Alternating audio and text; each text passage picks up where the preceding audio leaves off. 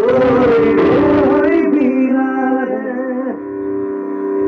ৰই বিনালে ৰই বিনালে।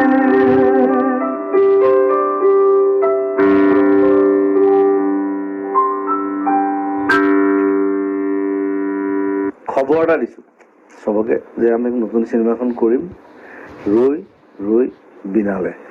অসমৰ প্ৰথম musical, Zubeen Garg musical বুলি কওঁ মই সেইকাৰণে, ফুল মিউজিকেল চিনেমা।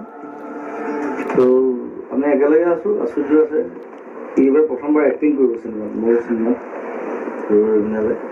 ৰাজেশ ভাই ডাইৰেকশ্যন কৰিব, লগত আছে মোৰ কো প্ৰডিউচাৰ শ্যামন্তক আছে, গৰিমা আছে, এইবাৰ গৰিমা থাকেই ইণ্ডিয়ান আজি কো প্ৰডিউচাৰ। হা নীল থাকিব কোন কথা? অঁ নীলাকাশো আছে, সি তাক পাহৰি থাকিলোঁ। আৰু বাকী অকণমান অকণমান চবেই ক'ব চিনেমাখনৰ বিষয়ে। আমাৰ শান্তনু ৰুমৰ আছে, সেইফালে আছোন, সিও লগত আছে। আমাৰ ৰাহুল আছে, সিহঁতে স্ক্ৰীন প্লেত সোমাই একো নাই, ফ্ৰেমিং কৰ। ৰাহুল শান্তনু সিহঁতে স্ক্ৰীন প্লে গোটেই দায়িত্ব দিয়া হৈছে, চবকে দায়িত্ব দি দিছোঁ।